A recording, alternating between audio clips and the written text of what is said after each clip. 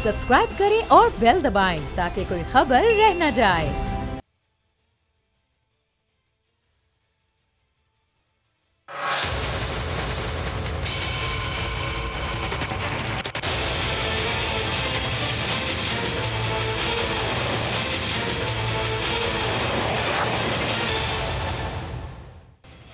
अस्सलाम वालेकुम, आप देख रहे हैं प्रोग्राम बस बहुत हो गया। मैं हूं अरबाब जहांगीर। आज पीपल्स पार्टी की सिंध हुकूमत ने 1477 अरब से जायद का अपना बजट पेश कर दिया, जिसमें सेहत के लिए 172 अरब रुपए, तालीम के लिए 240 अरब और डेवलपमेंट के लिए तकरीबन 222 अरब रुपए से जायद रखे गए हैं। पाकिस्तान पीपल्स पार्टी जो सिंध में 2008 से गुज़िश्ता 13 सालों से हुकूमत कर रही है, अब तक खरबों रुपए खर्च करने के दावे कर चुकी है, लेकिन सिंध के अवाम की जिंदगियों में क्या अमली तौर पर कोई चेंज आया है? इन 13 सालों में हर साल नए मंसूबों का ऐलान किया जाता है और पुराने मंसूबों को मुकम्मल करने के लिए फंड्स मजीद शामिल कर दिए जाते हैं, लेकिन पानी, सेहत, तालीम समेत कई शोबों के ज्यादातर मंसूबे अभी तक इल्तवा का शिकार हैं। आदाद शुमार ये बताते हैं कि कराची हो, हैदराबाद हो, लाड़काना हो या थर हो, सूबे के कई अजला में सेहत, तालीम, ज़राअत, आबपाशी, खेल, सोशल वेलफेयर और न जाने कितने महकमों की बात कर ली जाए, तकरीबन 44 महकमों के 2000 से जायद तरक्याती मंसूबे ऐसे हैं जो कि अभी तक अधूरे पड़े हैं।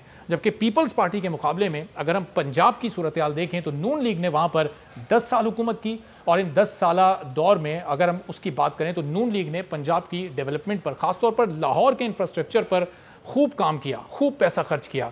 नून लीग की सूबाई हुकूमत ने लाहौर, मुल्तान, इस्लामाबाद और रावलपिंडी में मेट्रोज बनाई। लाहौर में पाकिस्तान की पहली मेट्रो ट्रेन यानी ऑरेंज लाइन ट्रेन का मंसूबा बनाया गया। तालीम का निज़ाम वहाँ पर सिंध के मुकाबले में खासा बेहतर है। कई नए स्कूल और कॉलेजेस वहाँ पर बने हैं, सड़कों को वहाँ पर अपग्रेड किया गया। सूबे के बड़े शहरों में इंटरसिटी नई सड़कों के कई मंसूबे भी मुकम्मल किए गए। पानी की फराहमी के लिए पंजाब में नहरी निज़ाम को मुस्तकिल बुनियादों पर अपग्रेड किया जाता रहा। नून लीग की हुकूमत ने अपने 10 सालों में पंजाब में तालीम, सेहत, मवासलात और तामीरात और आबपाशी के कई मंसूबे बनाए हैं, जिससे इस वक्त पंजाब में डेवलपमेंट दूसरे सूबों के मुकाबले में कुछ बेहतर महसूस हो रही है। ये मवाजना सिंध और पंजाब का हम कर रहे हैं। ज़ाहिर है ये बजट की बात थी, इस पर आगे चलकर बात भी करेंगे और मजीद भी इस पर बहस होगी, लेकिन इस वक्त थोड़ी सी बात हमें अब करनी है हमारे असम्बली मेंबरान की सियासी तरबियत पर। उस पर भी बात होना ज़रूरी है, क्योंकि आज कौमी और सिंध असम्बली में जो कुछ हुआ है वो सिर्फ उनकी सियासी तरबियत ही नहीं बल्कि कुछ ख़ानदानी तरबियत पर भी एक सवालिया निशान खड़ा करता है। हमारे हुक्मरान और हमारे अवामी नुमाइंदे जो अवाम के वोटों से मुंतखब होकर जाते हैं, आखिर वो इतने तहजीब याफ्ता क्यों नहीं है कि वो बहस को एक महज़्ज़ब अंदाज में कर सकें? आज जो सिंध असम्बली और कौमी असम्बली में हुआ, शायद अब ये हमारे मुल्क की रिवायत बनती जा रही है। बजट पेश होना हो, कोई बिल या कानून पास होना हो या किसी कौमी मसले पर बहस होनी हो, हर ऐसे मौके पर जो मनाजिर हमें दिखाई देते हैं वो लड़ाई के होते हैं, मार कुटा एहतजाज किया जा रहा होता है, सीटियाँ और बाजे बजाए जा रहे होते हैं, गालम गलोच वहाँ पर देखने को मिलती है। तहरीक इंसाफ के MNA अली नवाज आवान ने आज जो ज़बान असम्बली में इस्तेमाल की है, शायद ये उनकी सियासी तरबियत की अक्कासी करती होगी। बजट की वो किताब जिसमें अल्लाह का नाम शामिल होता है, कुरानी आयात लिखी होती हैं, क्रिकेट की बॉल समझकर एक दूसरे पर किस तरह ये लोग उछालते रहे, ज़रा कुछ मनाजिर देखिए, फिर गुफ्तगू का आगाज़ करते हैं।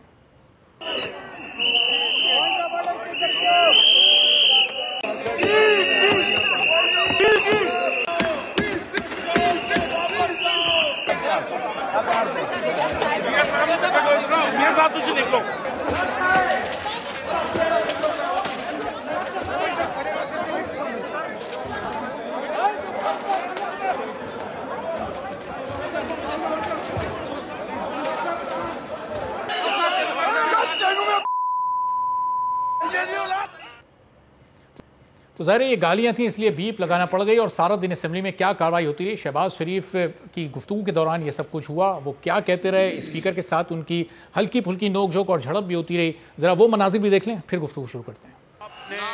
ना मेरी तकरीर को इंटरप्ट होने दिया, प्लीज ना करे, इसकी कोई मिसाल नहीं मिलती। जनाब स्पीकर इस तरह स्पीकर नहीं किया करते जिस तरह आप कर रहे हैं। स्पीकर साहब इधर देखें, इधर देखें, इधर मेरी तरफ देखें, मेरी तरफ देखें।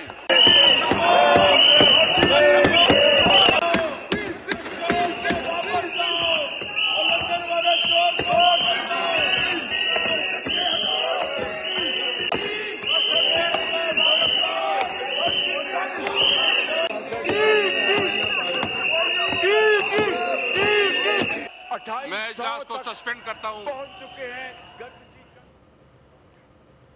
تو جہاں عوامی مسائل کی بات ہونی ہوتی ہے اس ایوان کے مناظر میں کتنے افسوسناک ہیں اپنے مہمانوں سے جاننے کی کوشش کرتے ہیں. فاروق ستار صاحب کراچی اسٹوڈیوز میں ہمارے ساتھ موجود ہیں. ایم کیو ایم تنظیمی بحالی کمیٹی کے سربراہ ہیں. رانا تنویر صاحب مسلم لیگ نون کے سینئر رہنما ہیں.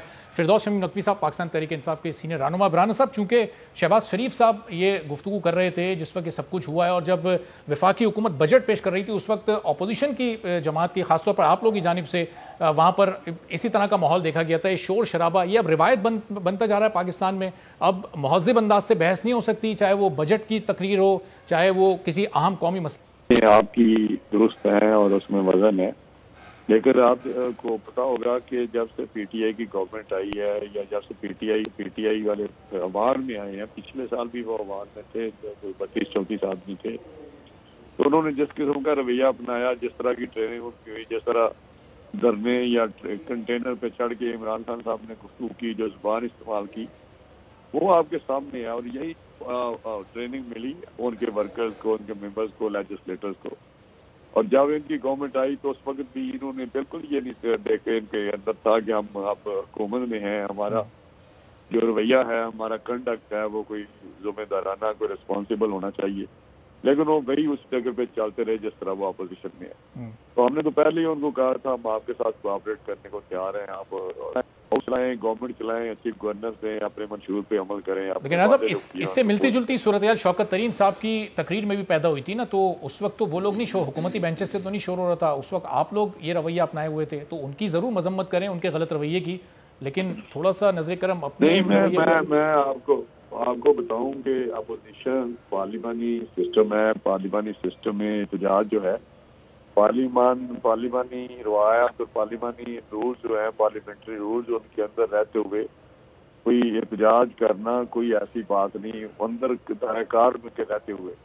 اور جب بجٹ ایک ایسی چیز ہے, بڑی سینسٹیو چیز ہے, جیسے ایک سال کا تخمینہ جو ہے لوگوں کی زندگی پر اثر انداز ہوتا ہے, جب پہلے اتنی مہنگائی ہو اور وہاں بجٹ ایک ایسا ہو جانا ناپسندیدہ ہو جس کے جو فگرز ہیں جو وہ غلط اعداد و شمار پیش کر کے لوگوں پہ اور زیادہ سختی لائی جائے معاشی طور پہ, تو وہاں جس جانا یا کوئی اور بات کرنا یہ ایسی بات نہیں. جب جو جماعت یہ احتجاج کرتی ہے وہ اپنے احتجاج کو کسی نہ کسی طریقے سے جسٹیفائی کر ہی لیتی ہے. میں آپ کی طرف واپس آتا ہوں. فاروق ستار صاحب, ظاہر ہے آپ اتنے سینئر پارلیمنٹیرین آپ رہ چکے ہیں کئی بار, اب یہ اس وقت جو مناظر ہم دکھا رہے ہیں اسکرین پر, یہ پبلک اس سے کیا سوچے ان لوگوں سے متعلق, کہ کس طرح کی سیاسی تربیت ہے, کیا یہ پارلیمنٹ کی کوئی اہمیت باقی رہ جاتی ہے اس طرح کے مناظر جب عوام دیکھتی ہے؟ میرے خیال میں اگر معاملات اس نہج پر پہنچ جائیں جو آج ہم نے قومی اسمبلی میں مناظر دیکھے, ہلڑ بازی اور جو سڑک چھاپ جس طرح کرتے ہیں, اگر یہ صورتحال ہے تو اس کا مطلب پھر یہ ہے کہ ہم یہ سیاستدان اور پارلیمنٹیرین اس شاخ کو اب کاٹنے کے در پہ ہیں جس پہ وہ سب بیٹھے ہوئے ہیں. اس میں یہ نہیں ہوگا کہ لوگ بیزار ہوں گے, لوگوں کا سیاسی اور جمہوری عمل پر, پورے سیاسی جمہوری نظام پر ان کا اعتماد متزلزل ہو جائے گا. اور ظاہر ہے کہ ایک ہاؤس بزنس کمیٹی ہوتی ہے, اسپیکر کے ساتھ بیٹھ کر کسی بھی نئے سیشن سے پہلے حکومت بینچ کی پارٹیاں بھی اور اپوزیشن بینچ کی پارٹیاں بھی اسپیکر کے ساتھ بیٹھتی ہیں, اور پھر ہاؤس کے کنڈکٹ کے اوپر جو رویہ ہے جو اس پر کوئی چیز طے کی جاتی ہے اور اس کے سب پابند ہوتے ہیں. اگر اپوزیشن کو یہ حق تھا کہ وہ شور شرابہ کرے شوکت ترین صاحب کی تقریر میں, اور ظاہر ہے کہ پھر پی ٹی آئی والوں نے اس دن ریئیکٹ نہیں کیا کیونکہ انہوں نے اپنے فائنانس منسٹر کی تقریر جیسی تیسی بھی ہونے دی, تو میرے خیال میں آج بھی اگر شہباز شریف صاحب کی باری تھی اور پی ٹی آئی والوں کو شور کرنا تھا تو تھوڑا سا پی ایم ایل این والے بھی وہ احتیاط کر لیتے اور وہ بھی آستینیں چڑھا کر پائچے چڑھا کر نہ کودتے, تو میرے خیال میں اتنی گھمبیر صورتحال نہ ہوتی. لیکن میں سمجھتا ہوں کہ وہ اپوزیشن کی جماعت ہے, وہ سمجھتی کہ اس کا زیادہ حق ہے, اس کا زیادہ رائٹ ہے, وہ جب چاہے جو سچویشن, چاہے اس سے شہباز شریف صاحب کی اپنی تقریر کا پورا ماحول خراب ہو گیا. شوکت ترین صاحب کی تقریر کم از کم حزب اقتدار کے لوگ سن رہے تھے, لیکن یہ تقریر تو نہ حزب اقتدار نے سنی نہ حزب اختلاف نے سنی. تو میں بھی کوئی جج بن کر فیصلہ نہیں دے رہا, لیکن یہ ہم نے جو پوری قوم کو میسج دیا, پوری دنیا میں بھی میں دیکھتا ہوں کئی پارلیمان میں ایسے مناظر نظر آتے ہیں, مائک بھی توڑ دیتے ہیں, کرسیاں بھی اچھلتی ہیں, لیکن ظاہر ہے کہ وہ ساری چیزیں کنڈیمیبل ہیں, وہ ساری چیزیں قابل مذمت ہے, قابل افسوس ہے, اور ظاہر ہے کہ اس سے ایک ندامت اور شرمندگی پوری قوم کو بھی اٹھانی پڑتی ہے. تو ہم دوسروں کی مثال نہ دیں. سیاسی تربیت کیا ہے ہماری, خاندانی تربیت کیا ہے, آپ کا سوال وجہ ہے. ان ساری چیزوں پہ بات آتی ہے, پر جس طرح کی زبان یوز ہوتی ہے, جس طرح گالم گلوچ ہوتی ہے, مغلظات بکی جاتی ہے, میرے خیال میں یہ کم از کم ہمارا شعار نہیں ہونا چاہیے. یہ پارلیمان سے فاروق صاحب صرف مغلظات نہیں, آج جس طرح کتابیں اٹھا کر ایک دوسرے پر پھینکی جا رہی ہیں, ان کتابوں میں چاہے کوئی بھی تحریر ہو, ان میں قرآنی آیات بھی ہو سکتی ہیں, اور اگر وہ بجٹ ڈاکومنٹ ہے تو اس میں تو شروع بسم اللہ سے اور پھر چند آیات بھی اس میں درج ہوتی ہیں. تو یہ کتنی بے حرمتی ان مقدس کتابوں کی ہو رہی ہے, اس پر بھی آپ مختصر کمنٹ کرتے ہیں, پھر فردوس صاحب کو بھی گفتگو میں شامل کروں. میں سمجھتا ہوں کہ یہ ساری چیزیں قابل مذمت ہے, یہ نہیں ہونا چاہیے, اور یہ بالکل ایسا محسوس نہیں ہوتا کہ یہ پاکستان کے منتخب نمائندوں کا سب سے پریسٹیجیس, سب سے بیش بہا اور سب سے اعلیٰ ایوان ہے. براہ راست انتخابات سے جو منتخب ہو کر آتے ہیں, تو میرے خیال میں تھوڑا سا سول سرچنگ کی ضرورت ہے, سب کو اپنے گریبانوں میں جھانکنے کی ضرورت ہے, اور پارٹی لیول پہ الزام لگانے کی بجائے کہ بھائی کسی اور پارٹی کے آدمی نے پہل کی تو ہمارے لوگوں نے کیا, نہیں, یہ تو سب کو اپنی جو ہے وہ اس حرکت پر شرمندہ ہونا چاہیے, اپنے گریبان میں جھانکنا چاہیے, اور آئندہ کے اصلاح احوال کے لیے کہنا چاہیے کہ ہم اپنی پارٹی میں بھی ایک کوڈ آف کنڈکٹ بنائیں گے, اور انٹرا پارٹی بھی ایک کوڈ آف کنڈکٹ ہم بنائیں گے, انٹر پارٹی یعنی پارٹی کے درمیان. حکومت شرمندہ ہے یا نہیں, فردوس صاحب ڈیفینڈ کریں گے اس پورے عمل کو؟ علی نواز اعوان صاحب نے اور ان کے ارد گرد جو لوگ جتنے نظر آ رہے ہیں, شہریار آفریدی صاحب مشہور ہیں اپنے جملے کے لیے کہ انہوں نے جان اللہ کو دینی ہے, علی محمد خان درود شریف پڑھ کر گفتگو کا آغاز کرتے ہیں. آج تمام لوگ وہاں پر موجود تھے اور کوئی رکوا نہیں رہا تھا اس پوری صورتحال کو. علی نواز اعوان صاحب چیخ رہے تھے, چلا رہے تھے, دیکھیں آپ کوئی روک نہیں رہا ان کو. ڈیفینڈ کریں گے آپ یا مذمت کریں گے اس عمل کی؟ دیکھیں, پہلی چیز تو یہ کہ میں جو فاروق ستار صاحب نے کہا میں اس سے متفق ہوں, لیکن اس کے پیچھے ایک تاریخی پس منظر کو بھی مد نظر ضرور رکھنا چاہیے. جب پاکستان کے وزیر اعظم عمران خان صاحب نے اس ایوان میں پہلی تقریر کرنے کی کوشش کی, ذرا اس کے مناظر دکھائے تھے اس وقت جب کی تھی انہوں نے. جی آج بھی دکھائیے, یہ تاریخ اس وقت سے شروع ہوتی ہے, اور جو رویہ باقاعدہ اس ایوان میں اپوزیشن نے رکھا ہے, صدر پاکستان کے سالانہ خطاب میں خاص طور پہ کشمیر کے مسئلے پہ جب خطاب کر رہے تھے, وہ بھی دکھائیے کہ کتنی تمیز اور سلوک اور کس انداز سے تقاریر سنی گئی, اور کیا زبردست رویہ ہے کہ ابھی بجٹ آیا نہیں ہے تو وہ کہتے ہیں ہم بجٹ پاس نہیں ہونے دیں گے. یہ انہوں پہلے سے پیشن گوئی کر دیتے ہیں, آپ ان کو لچک دینا چاہتے ہیں. اپوزیشن کا تو کام ہی ہے, اپوزیشن کا تو کام ہی یہ ہے. میں سمجھتا ہوں اگر اپوزیشن کا یہ کام ہے اور ہم جمہوریت روایتوں کی بات کر رہے ہیں, تو ہم میں یہ استدلال ہونا چاہیے کہ غلط کو ثابت کر سکیں. غلط اپنی زبان کے ذریعے سے کریں, اپنے دلائل کے ذریعے سے کریں. تو فردوس صاحب اگر اس جو تاریخی پس منظر آپ بیان کر رہے ہیں, آپ یہ کہہ رہے ہیں کہ اس کو سامنے رکھتے ہوئے آج کے اس عمل کو جسٹیفائی کر دیا جائے, یہ ڈیفینڈیبل ہے؟ میں نے آپ سے پہلے پھر سے میں نے کہا, میں نے جو فاروق ستار آپ کا ٹائم کو قیمتی جانتے ہوئے میں نے کہا جو فاروق ستار صاحب نے کہا میں اس سے ایگری کرتا ہوں. صحیح. پھر میں نے کہا کہ اس کا تاریخی پدر ہے. میں اس لیے ارباب صاحب آپ نے 2 دفعہ کہا, آپ تیسری دفعہ کہیں گے میں یہی جواب دوں گا, لیکن میں اس نے اپنے اسٹینڈ پہ بڑے واضح ہوں. جیسے میں آپ کو سندھ اسمبلی کا لے لوں, سندھ اسمبلی کے اندر بھی آج شور ہوا, لیکن سندھ اسمبلی میں پچھلے 3 سال سے ہو کیا رہا ہے؟ کیا اپوزیشن کو پبلک اکاؤنٹس کمیٹی کی چیئرمین شپ دی گئی؟ کیا اپوزیشن کے ارکان کو اسٹینڈنگ کمیٹیز کا ممبر بنایا گیا؟ کیا اپوزیشن کے پرائیویٹ ممبرز ڈے پہ بلز آتے ہیں؟ لوکل باڈیز کے نظام کے اوپر پوری اپوزیشن کھڑی ہے, نے اپنے بل پیش کر چکی ہے, MQM دے چکی ہے, پاکستان تحریک انصاف اب تک کمپلیٹ بل دے چکی ہے, اور لوکل باڈیز کے نظام کو ختم ہوئے ہوئے اتنے دن گزر گئے, ماہ گزر گئے, سال کے قریب ہونے جا رہا ہے, اور ابھی تک کوئی ان کے کان پہ جو نہیں رہی تھی.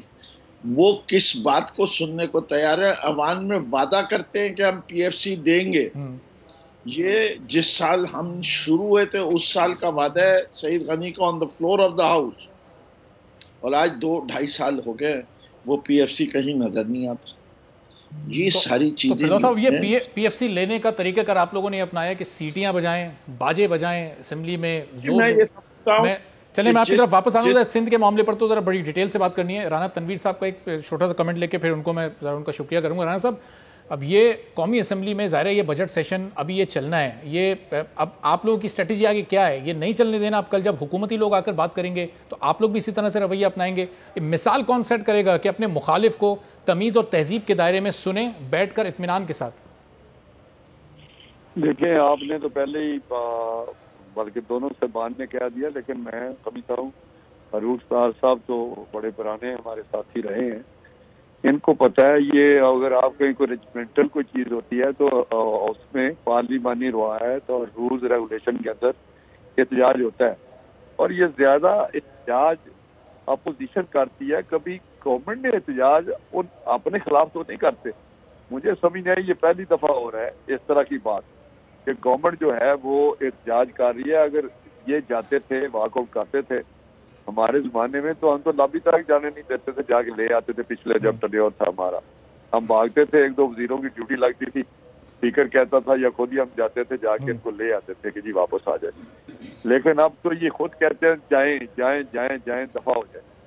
تو میں آپ کو بتا رہا ہوں کہ ہم نے تو یہ بھی تجویز پیش کی تھی کہ آپ لیٹ اسٹارٹ ود دس کہ جو لیڈر آف دا ہاؤس ہے اور لیڈر آف دا اپوزیشن ہے، پرائم منسٹر اور لیڈر آف دا اپوزیشن دونوں کی تقریر ان انٹرپٹیڈ ہو جی جو بھی ہو، اور یہ ایک آگے بڑھائیں تاکہ آسانی ہو. اور یہ ان کی بھی ڈیمانڈ تھی، اور یہ ایک چیز تقریباً اس پہ ہم پہنچ چکے تھے، اور ہماری پارٹی ہمارے قائدین جو ہے انہوں نے بھی اس کو اپروو کیا تھا. لیکن جب ایک اور منسٹر آ گیا، کل کی میٹنگ میں بات کر رہا ہوں، جب کر رہے تھے شاہ محمود صاحب بڑے ہائپر ہوئے تھے کل کی کیبنٹ میٹنگ میں. کو کیا یہ تو آن ریکارڈ ہے کہ کیبنٹ میٹنگ میں کہا گیا کہ لیڈر کی طرف سے کہ شہباز صاحب کی تقریر نہیں ہونے دے. تو یہ ادھر آ کے شاہ محمود جیسا شخص بھی ہائپر تھا اور بہت سرخ ہو کے باتیں کر رہا تھا اس میٹنگ میں جو کل اسپیکر کی چیمبر پہ. اس کے بعد وہ وہاں اگر سالو ہوا، تھوڑا سا سیٹل ہوا، تو شفقت محمود صاحب آ گئے، انہوں نے آگے ایک نیا کٹا کھول دیا. پھر کوئی اس کے بیک ٹو زیرو. پھر جب وہ فائنل ہوا تو اسد عمر صاحب جیسا بندہ بھی آ کے اس نے نیا کٹا کھول دیا. یہ بائی ڈیزائن ہو رہا ہے. اب میں آپ کو بتا رہا ہوں بائی ڈیزائن ہو رہا ہے، اور یہ کر رہے ہیں. آج بھی شاہ محمود صاحب نے آ کے پہلے ان کو اکٹھا کر کے کوئی میٹنگ کی، اور جب طے تھا کہ آج اسپیکر کی یہ تقریباً آلموسٹ یہ انڈرسٹینڈنگ تھی کہ یہ بڑی افسوسناک رانا صاحب صورتحال، اور یہ ظاہر ہے قومی اسمبلی میں نہیں ہونی چاہیے. اپوزیشن لیڈر کو بھی بات کرنے کا موقع ملنا چاہیے، اور جب پرائم منسٹر یا کوئی اور فیڈرل منسٹر بات کر رہا ہو تب آپ لوگوں کو بھی تھوڑا صبر اور حوصلے سے ان کی بات سننی چاہیے. بہرحال بہت شکریہ. رانا تنویر صاحب موجود تھے. تیمور طاہرپور صاحب پاکستان کے خرم شہزاد صاحب ماہر معاشیات بھی ہمیں جوائن کر چکے ہیں. فاروق صاحب، آج ظاہر بجٹ پیش ہوا سندھ اسمبلی میں سندھ کے اگلے سال کا. یہ 25,000 روپے کم سے کم تنخواہیں رکھ دی گئیں، بڑی اچھی بات ہے. 20-25% تنخواہ میں اضافہ بھی کر دیا گیا. 172 ارب روپے یہ رکھے گئے جناب صحت کے لیے. یہ کوئی 240 ارب روپے رکھے گئے تعلیم کے لیے. یہ ڈیولپمنٹ فنڈ 222 ارب سے زائد رکھا گیا. یہ ماضی کے سالوں میں بھی اتنی بڑی بڑی رقم رکھی جا چکی ہے. یہ پیسے جاتے کہاں ہیں؟ یہ استعمال ہوتے کہیں لگتے آپ کو نظر آ رہے ہیں؟ مجھ سے یہ سوال ہے. جی ہمیں آپ سے. اچھا، ایسا ہے کہ پہلی بات تو یہ جو اعداد و شمار ہے اسی میں کافی جگلری ہے نا. دیکھیں کل ترقیاتی بجٹ کوئی 30 ارب روپے کا ہے. اس میں سے 222 ارب روپے تعلیم پر کیسے ہو سکتے ہیں، یا 240 سے 77 کہیں اور 170 یا 72 صحت پہ کیسے ہو سکتے ہیں؟ یہ اس کے اندر نان ڈیولپمنٹ بھی شامل ہے. تو اصل ڈیولپمنٹ بجٹ کا کتنا حصہ تعلیم اور صحت پہ دیا جا رہا ہے یہ تقریر کے اندر کم از کم کیموفلیج ہے. یہ اینول اسٹیٹمنٹ کی جب کتاب آپ دیکھیں گے تو پتہ چلے گا. اچھا، اب تھوڑا سا یہ جو 13 سال کی کارکردگی پیپلز پارٹی کی، 18ویں ترمیم کے بعد اختیارات بے تحاشا، نئی وزارتیں، نئے محکمے، پوری تعلیم، پورا صحت، تقریباً انسانی وسائل کی ترقی، بہت ساری زراعت، آبپاشی، تجارت، یہ سب، ٹرانسپورٹ بھی مرکز سے یہ صوبے کو مل گیا اختیار. اس کے بعد 8ویں قومی مالیاتی کمیشن کا بھی ایک جادو ہے کہ وسائل بھی اس قدر صوبوں کی طرف منتقل ہوئے ہیں کہ 2008 میں تمام صوبوں کے وسائل 38% تھے اور وفاق یا مرکز کے 62% تھے. اب وہ انکریمنٹلی ہر سال بڑھ کے یہاں تک پہنچ گئے کہ اب صوبوں کو 62% اور وفاق کے پاس صرف 38% کے وسائل رہ گئے. وہ 38% میں تو جو لڑائی ہلڑ بازی دھینگا مشتی ہو رہی وہ تو آپ نے دیکھ لی. اب اصل تو وسائل چلے گئے زیادہ صوبوں کی طرف. ہائر ایجوکیشن پوری صوبے کی طرف چلی گئی ہے. 1.کچھ بلین روپے آئی ٹی پر رکھے گئے. اور میں نے کہا تو اس کا مطلب وہ کہ پھر کراچی 13 سالوں سے K4 65 کروڑ گیلن یومیہ اضافی پانی کا منصوبہ ڈیزائن ہی غلط ہو گیا. واٹر بورڈ 13 سالوں سے پیپلز پارٹی کے پاس ہے, صوبے کے پاس. ہاؤسنگ اینڈ ٹاؤن پلاننگ صوبے کے پاس ہے. ماسٹر پلان صوبے کے پاس ہے. بلڈنگ کنٹرول صوبے کے پاس ہے. واٹر سیوریج گٹر پانی سب کچھ صوبے کے پاس ہے. تو وہ جو میئر آیا تھا یا بلدیاتی نظام, ایک الیکشن انہوں نے احسان کر کے کرا بھی دیا, تو وہ تقریباً بے اختیار تھا, تقریباً بے وسیلہ تھا ان کے پاس. اور خیر جو کچھ ملا اس میں انہوں نے جو کچھ کیا وہ ایک الگ کہانی ہے. آج ہم صرف بات صوبائی کارکردگی پر, تو K4 کیوں نہیں ہوا, کچرا اٹھانے کے نظام پر جدت کیوں نہیں ہے, نکاسیاب کی بڑی لائنیں کیوں تبدیل نہیں, کم از کم کرا. اس کا مطلب سرکولر ٹرین کا منصوبہ چل رہا ہے, نہ جاپان کی آفر قبول کی نہ کسی اور کی, اور اب سی پیک میں بھی کب یہ منصوبہ جو ہے وہ صبح کی روشنی دیکھے گا, اور صوبائی حکومت اپنے پلے سے S3 کوئی منصوبہ. ٹھیک ہے, یعنی یہ اعداد و شمار آپ یہ کہہ رہے ہیں کہ یہ ظاہر حقیقی ہے نہیں. اب ذرا خرم شہزاد صاحب سے اس پر ذرا ان کی نیوٹرل رائے لے لیتے ہیں کہ وہ کیا کہتے ہیں. خرم صاحب, یہ سارے اعداد و شمار آپ کو اور پھر صوبے کی حالت, ان دونوں چیزوں میں کہیں تضاد نظر آتا ہے؟ چلے خرم صاحب کی طرف جاتے ہیں. فردوس صاحب ظاہر ہے آپ بالکل آواز آ رہی ہے. جی خرم صاحب, جی یہ جو تعلیم کے لیے جو پیسے رکھے گئے ہیں, اس میں صحت کے لیے جو اماؤنٹ رکھا گیا ہے, یہ جو فنڈ کے لیے بڑے بڑے اعلانات کر دیے جاتے ہیں, یہ پھر گزشتہ 13 سال سے اگر ایک جماعت کی حکومت ہے تو یہ ایک ماڈل صوبہ آج تک کیوں نہیں بنا؟ کراچی ایک ماڈل شہر کیوں نہیں بنا؟ یہ یہاں شہر اور صوبے کی حالت میں اور یہ بڑے بڑے اعداد و شمار میں آپ کو کوئی تضاد دکھائی دیتا ہے؟ اچھا دیکھیں, یہ تو حالات تو ہمارے سامنے ہیں. اگر آپ ڈیولپمنٹ کی بات کریں اور یہ دیکھیں کہ بجٹ کتنا رکھا جاتا ہے ڈیولپمنٹ میں, 4 بڑے ایریاز ہیں. ایک ہے ڈیولپمنٹ, ایک ہے ایجوکیشن اور ایک ہے ہیلتھ, اور اس کے علاوہ ٹرانسپورٹ ہے اور دوسرے جو ہے سیکیورٹی وغیرہ ہے. اس میں آپ یہ دیکھیں کہ اس مرتبہ جو بجٹ رکھا گیا ہے اس میں ٹرانسپورٹ نہیں. جی میں یہ کہنا چاہ رہا ہوں, آپ اگر پلیز مجھے کمپلیٹ کرنے دیں. 1.4 ٹریلین سے زیادہ کا بجٹ ہے. 1.4 ٹریلین جو 19% زیادہ ہے لاسٹ ایئر کے مقابلے میں, جس کے اندر ڈیولپمنٹ کا جیسے میرے کلیگ نے کہا بہت صحیح 329 بلین روپیز کا ڈیولپمنٹ بجٹ ہے, اور ہے وہ آپ کا جو ہے وہ رکھا گیا ہے ریونیو, یعنی کہ ٹیکس آپ کا 329 بلین آئے گا.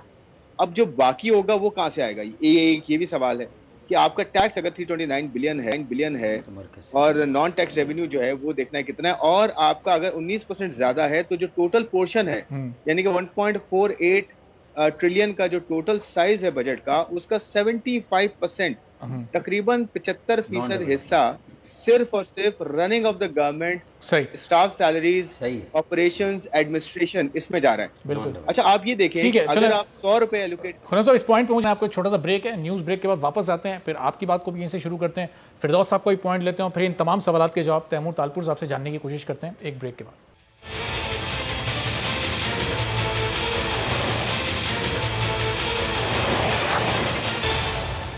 پروگرام میں ایک بار پھر آپ کو خوشامدید کہتے ہیں. تمام مہمان ہمارے ساتھ موجود ہیں. فردوس صاحب وقت ضائع کیے بغیر آپ کی طرف میں آتا ہوں کہ آپ ظاہر سندھ میں اپوزیشن میں وزیر اعلیٰ مراد علی شاہ جب بجٹ پیش کر رہے تھے, اس بجٹ پر آپ لوگ کو بنیادی اعتراض تھا کیا؟ انہوں نے سرکاری ملازمین کی تنخواہیں بھی بڑھا دیں, مزدور کی کم از کم تنخواہ بھی 25,000 کر دی, پھر پاکستان تحریک انصاف اور یہ متحدہ اپوزیشن یہاں پر کیوں آپ لوگ سیٹیاں بجا رہے تھے, باجے بجا رہے تھے؟ میرے خیال سے پچھلے 13 سال سے عوام کو, پارلیمنٹیرینز کو, سب کو بے وقوف بنایا جا رہا ہے. ہم اسی کے خلاف احتجاج کر رہے تھے کہ اب بے وقوف بنانا بند کرو, اس لیے کہ کراچی کا سیف سٹی پروجیکٹ پتہ نہیں کب سے چل رہا ہے, مکمل نہیں ہوتا. S3 کا منصوبہ 2004 سے چل رہا ہے, ابھی تک مکمل نہیں ہوتا. شروع ہی نہیں ہوا. گھگر پاٹک کی اسٹیل مل کی سڑک کبھی مکمل ہی نہیں ہوگی. 3 سال سے تو میں دیکھ رہا ہوں. ریڈ لائن شروع ہونی تھی, پچھلے سال شروع نہیں ہوئی. پچھلے سال بھی 322 ڈیولپمنٹ کا بجٹ سے 113 بھی شاید خرچ نہیں ہوا. 3rd کوارٹر رپورٹ اٹھا کے دیکھ لو. جو ان کے اعداد و شمار ہوتے ہیں وہ میچ نہیں کرتے. وہ سارا بلیم یہ ہوتا ہے جی کہ ہمیں NFC کا ایوارڈ نہیں ملا. اس سال جب کہ ریونیو کلیکشن پوری ہو رہی ہے اور بہتر ہے، اس کے باوجود یہ کہہ رہے ہیں کہ ہمیں پیسے نہیں مل رہے، جبکہ ان کو بھی معلوم ہے، آپ کو بھی معلوم ہے، مجھے بھی معلوم ہے کہ اسٹیٹ بینک بغیر کسی کٹوتی کے، بغیر کسی تحمل کے جتنا پیسہ جمع ہوتا ہے اس کے لحاظ سے 14.4% صوبہ سندھ کو بھیج دیتا ہے. تب بھی ان کو شکایت ہے، اس سے کہ ان کا حساب کرنے کا طریقہ یہ ہے کہ یہ 12 ماہ سے ڈیوائیڈ کر دیتے ہیں اور پہلے ماہ سے سمجھتے ہیں کہ بجٹ جو ہے اتنا ہی آنا شروع ہو جائے گا. یعنی اس سال کا بجٹ جو ہے وہ 5,830 ہے، ان کا حصہ جو آئے گا 895 کے قریب، اس کو یہ 12 سے ڈیوائیڈ کریں گے اور اگلے مہینے نہیں آئے گا تو رونا شروع ہو گیا کہ ہمیں 15 بلین کم دیے. اب اس صورتحال کو یہ بھی واقف ہیں، ہم بھی واقف ہیں کہ یہ سلولی گریجولی بڑھتا ہے اور آخری ماہ میں زیادہ آتے ہیں، شروع کے ماہ میں کم آتے ہیں. لیکن آپ موازنہ کر لیجئے، پاکستان کا سب سے بڑا شہر، سندھ کی معیشت کی ریڑھ کی ہڈی، پاکستان کی معیشت کی ریڑھ کی ہڈی، 95% ٹیکس پورے سندھ کا یہ شہر دیتا ہے. سندھ گورنمنٹ جتنا ٹیکس کلیکٹ کرتی ہے اس کا 95%. اگر غلط کہہ رہا ہوں تو تالپور مجھے صحیح کر دو. اور اس شہر کی سڑکوں کا حال، اس کے پبلک ٹرانسپورٹ کا حال، اس میں پانی کی بدحالی، سیوریج کا حال، کوئی چیز دیکھ لیجئے جو درست. سندھ کی تعلیمی معیار صحیح. چلیں فردوس صاحب، ظاہر یہ چارج شیٹ چونکہ تینوں مہمانوں نے بڑی لمبی ایک پیپلز پارٹی اور سندھ حکومت کے خلاف، جی چلیں مکمل کر لیں پھر تالپور صاحب سے جواب لیں سب کا. 2 چیزیں اور لے لیں. سندھ وہ واحد صوبہ رہ گیا جیسے اس میں اب ہیلتھ کارڈ نہیں ہے، اور سندھ وہ واحد سا ہوا ہے جدھر کوئی ریسکیو سروس نہیں ہے، اس سے کہ باقی سب صوبوں میں ریسکیو سروس آ چکی ہے. صحیح. تو تیمور تالپور صاحب، ٹرانسپورٹ کا نظام کراچی میں کوئی نہیں ہے، ہیلتھ ریسکیو سروس، پھر پچھلے سال کے 322 ارب روپے کہاں خرچ ہوئے؟ 113 ارب خرچ کر سکے تو بقیہ 200 ارب کا کیا ہوا؟ یہ اب 222 ارب روپے کہاں خرچ ہوں گے؟ یہ اتنے اربوں روپے اگر کراچی اور سندھ پر لگیں تو یہ تو کوئی پیرس اور فرانس بن جائے گا.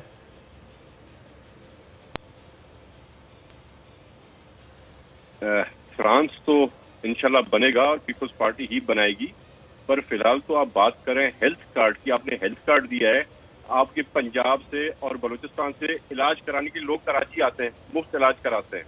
وہاں پہ آپ کے ہیلتھ کارڈ میں جو فراڈ ہے، جو پیسے کھانے کے طریقے کار ہیں، وہ سارے میں ابھی کھول کے بتاتا ہوں. پلس اس کے ساتھ ساتھ آپ کے ہیلتھ کارڈ میں ایک لمٹ ہے کہ اتنا اماؤنٹ کوئی ہیلتھ کارڈ سے خرچ کر سکتا ہے. ہمارے پاس سندھ میں اگر کسی کو کوئی پرابلم ہے، وہ سائبر نائف یوز کرے، وہ لاکھوں یا کروڑوں کا خرچہ کرے. ہم مفت علاج کرتے ہیں اور ہمارا علاج جو ہے لمٹ لیس ہے. آپ بات کریں روڈوں کی، روڈیں آئیں دیکھیں، رستے آئیں دیکھیں. تو کراچی سے میرے ساتھ بیٹھے، سفر کریں مٹھی تک، سر پارکر تک، سائبر نائف والا علاج تو بہت ہی چند مخصوص ایک لوگوں کا ہوتا ہے، اور یہ عام علاج کی بات ہو رہی ہے اس وقت. ایک عام بندہ کسی سرکاری اسپتال میں جاتا ہے، یہ عام علاج تو ہمارا بلا شک اتنا چل رہا ہے، اس طرح چل رہا ہے، اسی کی دعائیں مل رہی ہے. اور سائبر نائف تو اس لیے بتانا ضروری ہے کیونکہ سائبر نائف کی روز دن میں 6-8 پیشنٹ استعمال کرتے ہیں، اور ان کے پتہ نہیں کب تک کی بکنگز ہوتی ہیں. جو میجورٹی باہر صوبوں سے آ کے لوگ کام کرا رہے ہیں، اتنے یہ ایفیشینٹ ہیں تو اپنے صوبے میں بھی سائبر نائف رکھتے ہیں جو مفت میں کام کرے. کیوں آگے سندھ میں آ کے ہمارے بھائی دوسرے صوبوں سے کرتے ہیں؟ اچھا، آپ بات کریں بسز کا، ایک واحد سیکٹر تھا جس میں ہم تھوڑے پیچھے تھے، اور وہ تھا ہمارے ٹرانسپورٹ کا. ہم نے 250 ہائیبرڈ بسز اس بجٹ میں ڈال دی ہیں، اور ود ان نیکسٹ 6 منتھ وہ کراچی کی روڈوں پر ہوں گی. اس کے علاوہ ہم نے ہر چیز میں ایکسل کیا. تالپور صاحب، یہ ویسے یہ 6 مہینے والی تاریخ آپ نہ ہی دیں، کیونکہ اس سے پہلے اویس قادر شاہ صاحب، ناصر حسین شاہ صاحب اتنی تاریخیں دے چکے ہیں کہ اب یہ تاریخوں سے ڈر لگتا ہے. دیکھیے جی، یہ تیمور تالپور عرض کر رہا ہے، میں وہ بات کرتا ہوں جو مجھے 100% پتہ ہوتی ہے. میں نے پچھلے 3 سال میں یہ بات آپ کے ساتھ نہیں کی ٹرانسپورٹ کا بھی. میں نے ٹرانسپورٹ کا آپ کے کسی شو میں نے ٹاپک چھیڑا نہیں چھیڑا نا. تیمور بھائی پھر سال پہلے آپ ہی کر لیتے یار، وہ سعید غنی اور ناصر شاہ نے کیوں کی، پھر آپ ہی کر لیتے. انشاءاللہ تعالیٰ یہ آپ کے سامنے آ جائے گا. 1 سال پہلے آپ ہی کر لیتے. یہ بھی ایک بات، اب ایک اور بسوں کی 250 بسیں مل جائے گی. سندھ کے عوام کو سجدہ شکر کرنا چاہیے. اپنی باری پہ بات کرنا، نقوی بھی میری باری ہے، میں بات کر لوں. نقوی صاحب ذرا رکیے، فردوس صاحب ذرا تیمور صاحب کمپلیٹ کر لیں پھر آپ کی طرف میں آتا ہوں. جی تیمور صاحب، اب چلیں سندھ کے صوبے میں اگر ہم اتنا پیچھے جا رہے ہیں تو آج پی ٹی آئی 6 نمبر پہ کیوں آتی ہے الیکشن میں؟ 5ویں پہ، 6 پہ ایم کیو ایم کی 1 نمبر آپ نے اور پیچھے کر دیا. یس یس یس، آف کورس ایم کیو بھی وہی حال ہے، اس کا بھی وہی حال ہے، پی ٹی آئی کا بھی وہی حال ہے. چاہے اندرون سندھ ہو، چاہے کراچی ہو، چاہے حیدرآباد ہو، بدین عمر ہر جگہ پہ لوگوں نے ان کو ریجیکٹ کر دیا کیونکہ ان کی پالیسی یہ عوام دشمن پارٹی ہے اور یہ عوام دشمن بجٹ لے کے آئے ہیں. اگر آپ نے کہیں اچھائی دیکھی ہے تو آپ نے دیکھی ہے سندھ میں جہاں پہ ہم نے 25% سیلریز بڑھائی ہیں, ہم نے پینشن بڑھائی ہے, ہم نے منیمم ویج سیٹ کی ہے 25,000 کی. کون سے صوبے میں ہے مجھے اور کس صوبے کا نام بتائیں. اچھا چلے بہرحال اس کے علاوہ ذرا اس بات پر آتے ہیں, اگر آپ کو کسی بات پہ اعتراض ہے, اگر آپ کو کسی بات پہ ناراضگی ہے تو آپ کو عوام نے ووٹ دیا ہے اور چن کے لائے ہیں اس عوام کے اندر تاکہ آپ عوام میں بیٹھ کے اپنی آواز اٹھائیں. آج ان کو بیٹھ کے سننا چاہیے تھا کہ مراد شاہ صاحب کیا کہہ رہے تھے, یہ اپنے نوٹس بناتے اور یہ ہمیں پھر بتاتے کہ ہمیں کس کس چیز پہ اعتراض ہے, ہم ان کے اعتراضات دور کرتے. آج کوئی تماشا تھا, مطلب ایم پی ایس بندر بنے ہوئے تھے, سیٹیاں بجا رہے ہیں, باجے بجا رہے ہیں. صاحب وہ اصل میں ظاہر ہے چونکہ آپ لوگوں نے وفاق میں شوکت ترین صاحب کو نہیں تقریر کرنے دی تو اب ہر صوبے میں یہی ہوگا, ہر جگہ اپوزیشن اسی طرح شور مچائے گی. شوکت ترین صاحب کی اسپیچ میں ہم نے سیٹیاں اور باجے ہم نہیں لے کے آئے تھے. پیپلز پارٹی کے کسی بندے کے پاس ایسی کوئی یہ گری ہوئی حرکتیں ہم نہیں کرتے, بہت ہی گرے ہوئے لوگ ایسی گری ہوئی حرکت کر سکتے ہیں. آپ لائیں میڈیا کے پاس آپ کو ہر چیز پڑی ہے, کلپس لا کے مجھے آپ دکھا دیں کسی ایک پیپلز پارٹی کے ایم این یا سینیٹر نے یہ حرکت گری ہوئی گھٹیا حرکتیں کی ہوں اس ایوان کے اندر, جس ایوان جن کی وہ یہ پروونشل اسمبلی جس نے پاکستان کی قرارداد پیش کی تھی. آج کہاں پر آپ نے اس کو کھڑا کر دیا لا کے. آج جن لوگوں نے ان بندروں کو جو یہ سیٹیاں بجا رہے تھے ان کو ووٹ دے کے لائے, وہ سوچ رہے ہوں گے کہ ہم نے کتنی بڑی غلطی کی, ہم نے کن کو اپنے ووٹ دے دیے تاکہ اسمبلی میں آ کے سیٹیاں بجائیں, مذاق اڑائیں, ڈانس کریں آ کے اسمبلی میں. اس طرح تھوڑی ہوتا ہے بھائی, کوئی اس ہاؤس کی عزت ہوتی ہے, کوئی طریقہ کار ہوتا ہے, ڈیکورم ہوتا ہے ایک پروونشل اسمبلی کا. ایسو کو اسمبلی میں لے کے سلیکٹ کر کے لے آئے کہ آپ کو سوٹ کر رہی تھی چیز. 70 سال کے ممبر, کوئی بیچارہ چل نہیں سکتا, کسی کے سر پہ بال نہیں ہے, وہ بھی سیٹیاں بجا رہے, ڈانس کر رہے ہیں. For God sake this is the provincial assembly of Sindh. یہ ابھی یہ پی ٹی آئی نے 5ویں نمبر اور ایم کیو ایم کو 6ٹھا نمبر کیوں ملا؟ تیمور صاحب آپ نے پوائنٹ رہا تھا, فاروق ستار صاحب کے پاس اس کا ذرا جواب دینا چاہ رہے ہیں, پھر شہزاد صاحب کی طرف میں جاتا ہوں. جی فاروق صاحب اگر مختصراً آپ بتا دیں کیا کہنا چاہ رہے ہیں. نہیں, میں تو سمپلی یہ کہنا چاہ رہا ہوں کہ ماس ٹرانزٹ کا ایک نظام ہے کراچی کے لیے اور ایک public transport. Karachi transport corporation تو کئی سال پہلے ختم کی تھی صوبائی حکومت نے, اور اس کے بعد یہ امید تھی کہ کوئی ایک پبلک ٹرانسپورٹ کمپنی بنے گی جس میں پبلک پرائیویٹ پارٹنرشپ میں آگے کام کو بڑھایا جائے گا. جاپان نے آفر کی, اس پر کوئی توجہ نہیں دی. 13 سال سے بلا شرکت غیر پیپلز پارٹی کی صوبائی حکومت موجود ہے, لیکن شہری سندھ کے ساتھ خاص طور پہ اور عمومی طور پر پورے سندھ کے ساتھ, ایون دیہی علاقوں میں بھی اگر آپ شہروں کا انفراسٹرکچر دیکھ لیں, اور یہ اس لیے کہ 2013 کے خاص طور پہ بلدیاتی ایکٹ کے بعد جہاں 140A کانسٹیٹیوشن کی شق کی نفی کی گئی اور سارے بلدیاتی اختیارات بھی لے لیے گئے, تو وہاں پر تو یہ شہروں کا انفراسٹرکچر دیہی علاقوں, قصبوں میں اور تحصیلوں میں بھی یہ سارے کام تو صوبائی حکومت ہی کو کرنے, کیونکہ انہوں نے وہ اختیار لے لیا اور وسائل 8ویں قومی مالیاتی کمیشن میں انہیں خوب ملے ہیں. تو اس کے بعد بھی تو میں تو یہ سمجھتا ہوں کہ میں یہ ازرہ مذاق کہنا چاہ رہا تھا کہ 6ٹھے نمبر پر ایم کیو ایم اس لیے آئی اور پی ٹی آئی 5ویں نمبر پر اس لیے آئی کہ اصل میں اب پیسوں کی ریل پیل پر جو ہے وہ الیکشن کا انحصار ہوتا ہے. جو جتنا زیادہ پیسہ کرتا ہے وہ آسانی سے ووٹر کو کہیں نہ کہیں اٹریکٹ کر لیتا ہے. تو چونکہ انہوں نے 13 سالوں میں کمایا اتنا ہے میرے خیال میں کہ اب ان کے پاس الیکشن کے جو اخراجات ہیں وہ ان کے پاس دستیاب ہیں کسی وقت بھی. ان 13 سالوں فرض شروع کے 5 سال آپ لوگ بھی ان کے ساتھ تھے, تو اسی لیے میں کہہ رہا ہوں وہ ہمارے والوں نے ویسا کیا ہوگا. میں تو منع نہیں کرتا, میرا جھگڑا میرے اپنے والوں سے بھی کچھ اسی وجہ سے. جیسے یقین صاحب کہہ رہے ہیں ان کے بارے میں کہ انہوں نے بڑا کمایا, ان 5 سالوں میں آپ لوگوں نے بھی کمایا. دیکھیں میں یہ کہہ رہا ہوں کہ پھر پیسہ گیا کہاں. سالانہ ترقیاتی یہ 222 ارب تعلیم پر, 170 ارب صحت پر یہ کہہ رہے ہیں, ماس ٹرانزٹ پر 7 ارب کی بات کر رہے ہیں, K4 پر کچھ 20-30 ارب روپیہ خرچ ہو گیا. اب ڈیزائن غلط ہو گیا, اس کی ذمہ داری کسی نہ کسی کو تو قبول کرنی ہوگی. واٹر بورڈ, سیوریج اور نکاسی آب اور فراہمی آب حکومت سندھ کے پاس ہے. تو کہیں نہ کہیں یہ تو ماننا ہوگا نا کہ بھئی آپ نے یہ غلطی کی ہے. مطلب یہ نہیں ہو سکتا کہ صرف سرکاری ملازمین کی تنخواہوں پر جو ہے وہ پورے سندھ کو آپ کو شادیانے بجانے لگیں خوشی کے, اور آپ سمجھے کہ پورے سندھ میں فیل گڈ کا ایک تاثر قائم, اور ایسا نہ کریں نا. دیکھیں سرکاری ملازمین کتنے ہیں, بہت اچھا کیا, اس سے زیادہ بڑھا دیتے. آپ نے ویجز اچھا 25,000 مزدور کی تنخواہ کر دی, آپ کہاں ملوں میں جائیں گے, لوگوں کے پیچھے جائیں گے, اور اس بات کو انشور آپ نے 17,500 انشور نہیں کیا کہ وہ تنخواہ انہیں ملتی تھی نہیں ملتی تھی, آپ بتا دیجئے. تو میں سمجھتا ہوں کہ تھوڑا سا سول سرچنگ کی ضرورت ہے. تیمور تالپور کی کچھ باتیں صحیح ہوں گی, یہ کہہ رہے ہیں آگے یہ بسیں آ جائیں گی, بھائی 13 سالوں میں نہیں آئی ہیں تو لوگ کیسے اعتبار کریں گے؟ ظاہر ہے یقین کرنا بڑا مشکل ہے. اور تنخواہوں والا جو معاملہ خرم شہزاد صاحب, جی ایک منٹ مجھے دیجیے گا. چلیں طالب 30 سیکنڈ میں کر لیں. خرم صاحب بہت دیر سے خاموش بیٹھے, ان کی طرف جانا ہے جلدی سے.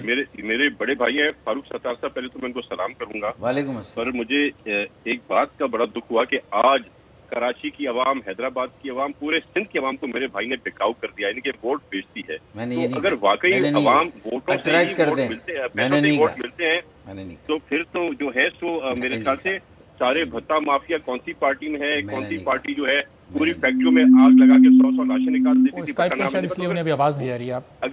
اگر ووٹ ہو, اگر پیسوں پہ ووٹ ملتے تو میرے خیال سے ایم پی اور پی ٹی آئی, میں نے کہا جو زیادہ پیسے خرچ کرتا ہے اٹریکٹ کرتا ہے. میں نے یہ نہیں کہا کہ ووٹر نے لیا, میں نے بالکل نہیں کہا. خرچ سے تو مطلب میں نے ایک آپ کا حق ہے, آپ بولیں. میں ایگری کرتا ہوں فاروق بھائی, بالکل ہم خرچ کرتے ہیں, اسکیمز پر خرچ کرتے ہیں, اور الیکشن میں بھی خرچ کرتے ہیں, ہیلتھ پہ خرچ کرتے ہیں, تشہیر پر, الیکشن میں بھی بہت خرچ کرتے ہیں. ٹھیک ہے, اب چلیں خرم صاحب, یہ ظاہر ہے سرکاری ملازمین کی تنخواہوں میں تو 20% اضافہ کر دیا گیا. یہ اتنا بڑا پرائیویٹ سیکٹر ہے, جب تک پرائیویٹ سیکٹر کی تنخواہ میں اضافہ نہیں ہوگا یہ قوت خرید کیسے لوگوں کی بڑھ سکتی ہے اس مہنگے دور میں. ایک چھوٹا سا بریک لیتے ہیں, پھر میں آپ کی طرف بڑے اہم سوالات لے کر آتا ہوں.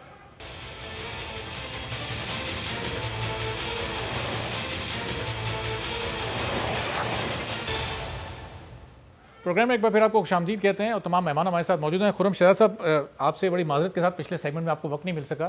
اب یہ پرائیویٹ سیکٹر پر تنخواہیں بڑھنے کا یہ امپلیمنٹ گورنمنٹ کس طرح کروا سکتی ہے؟ سرکاری ملازمین کی جو تنخواہیں بڑھا دی گئی ہیں, مہنگائی میں کہیں کوئی کمی نہیں آئی ہے. جب تک کہ قوت خرید میں لوگوں کی اضافہ نہیں ہوگا اس وقت تک ایک غریب آدمی یہ اس بجٹ کے اندر جو اس کا ایک ماہانہ آمدنی ہوتی ہے اس میں کس طرح سے گزارا کر سکے گا؟ پرائیویٹ سیکٹر کی خاص طور پہ بات کر رہا ہوں.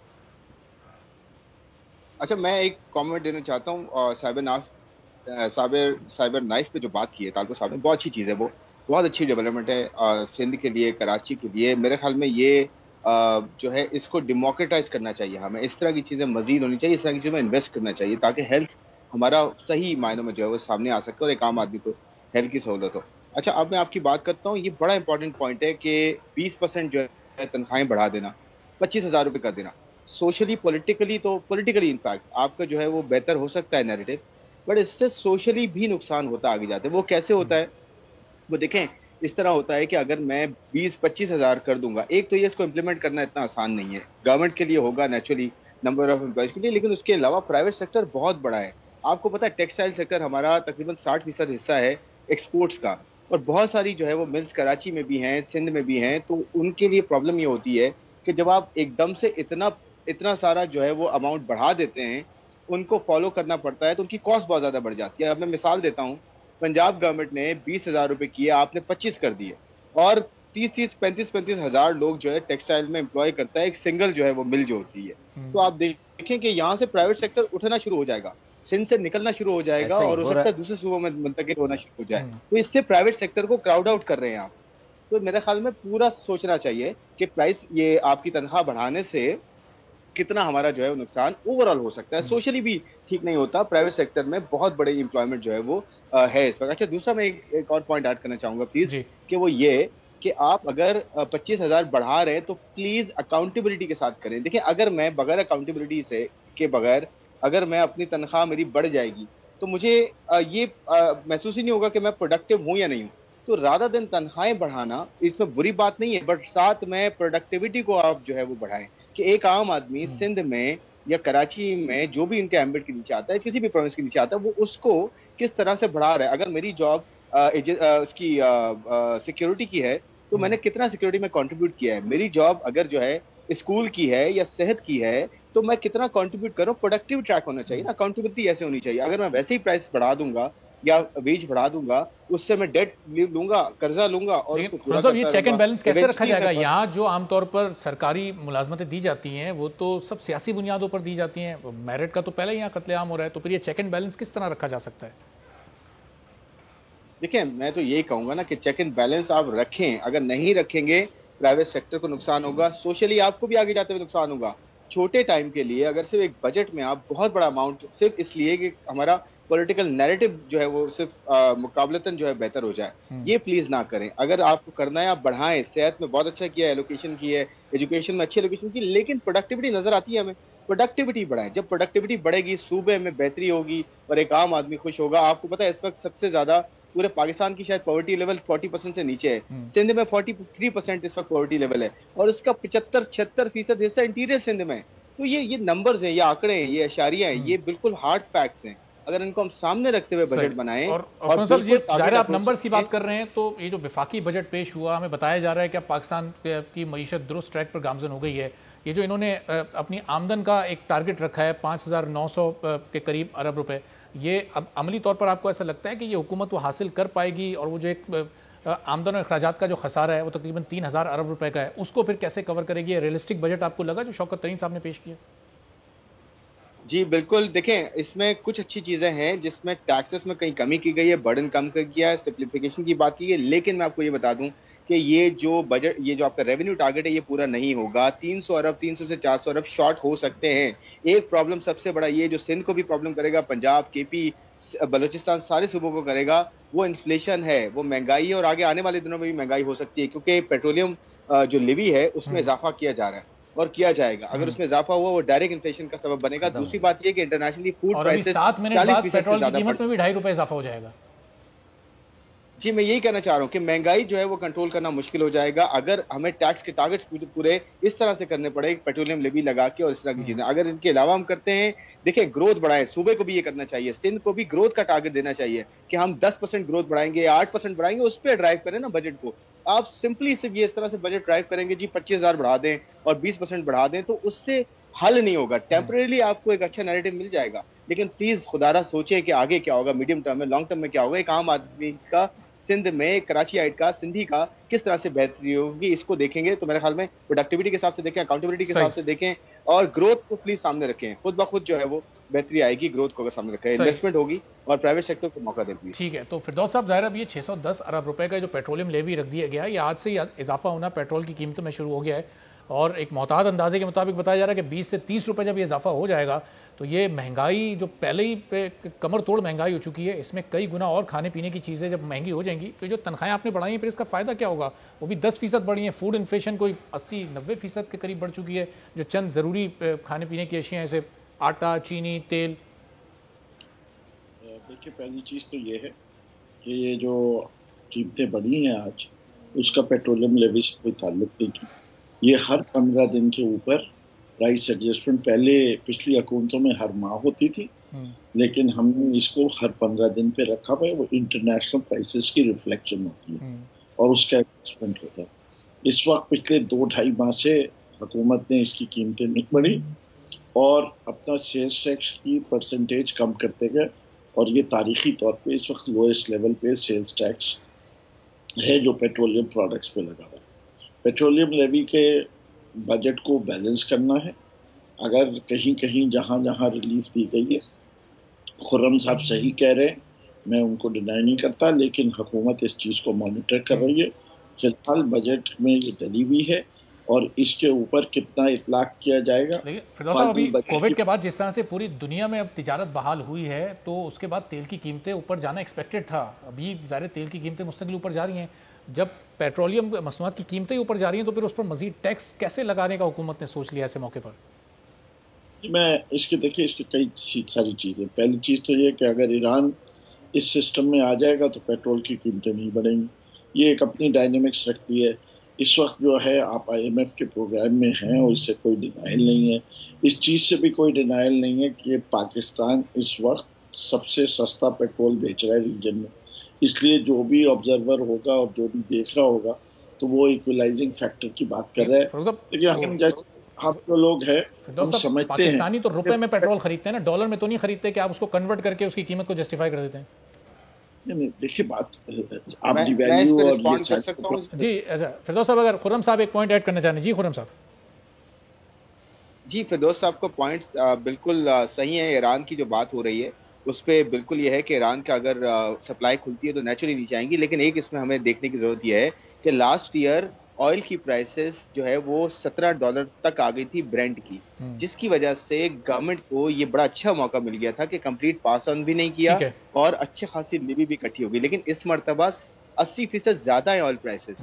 تو میرا نہیں خیال کہ دوبارہ اتنی زیادہ ٹوٹ جائیں گی جب تک کووڈ کا اتنا بڑا پرابلم نہ آ جائے جو لاسٹ ایئر پہ تھا. ایک اور چیز میں ایڈ کروں گا صاحب, ہم یہ جو اکثر کہتے ہیں کہ جی پیٹرول کی پرائس ہمارے یہاں کم ہے دوسری جگہ زیادہ ہے, سر یہ صحیح کمپیریزن نہیں ہے. اس کی وجہ یہ ہے کہ پرچیزنگ پاور پیرٹی, کہ چائنا کی پرچیزنگ پاور اس وقت ہم سے 666% زیادہ ہے. وہاں پہ تو یہ والی بات ہے, ایک ڈیفینس میں بندہ رہتا ہے اور ایک بندہ تھرڈ پارکر میں رہتا ہے, اس دونوں کے لیے پرائس تو سیم نہیں ہو سکتی نا, دونوں کی پرچیزنگ پاور میں فرق ہے. تو حکومت ہمیں بتا رہی ہے کہ ہائی گروتھ ہو رہی ہے, لیکن ہم دیکھ رہے ہیں کہ ہائی انفلیشن بھی ہو رہی ہے. ہونا تو یہ چاہیے کہ ہائی گروتھ ہو لیکن لو انفلیشن ہو, تب ایک بندہ حکومت کی بات پر یقین کر سکتا ہے نا کہ ملک کی معاشی ترقی ہو رہی ہے اور معیشت مستحکم ہو چکی ہے.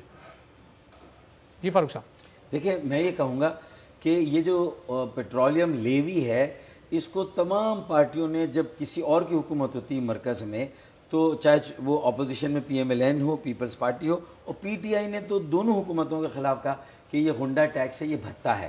لیکن 3 سال سے PTI کی حکومت میں پیٹرولیم لیوی نہ سے موجود ہے بلکہ ان پیٹرولیم کے ٹیکسز میں بھی اضافہ ہو رہا ہے. دیکھیں اگر گروتھ اورینٹڈ بجٹ کی آپ بات کر رہے ہیں تو تیل, بجلی, گیس, ان کی قیمتوں میں کہیں نہ کہیں آپ کو استحکام اور کمی کرنی ہوگی, یہ رسک لینا ہوگا, تبھی لوگوں کے پاس بچت ہوگی اور انویسٹمنٹ ہوگی.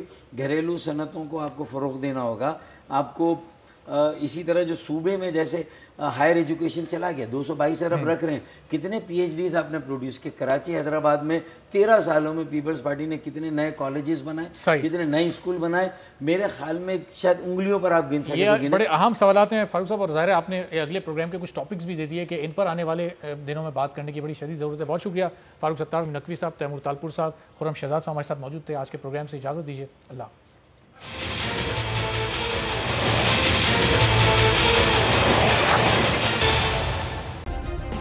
سبسکرائب کریں اور بیل دبائیں تاکہ کوئی خبر رہ نہ جائے.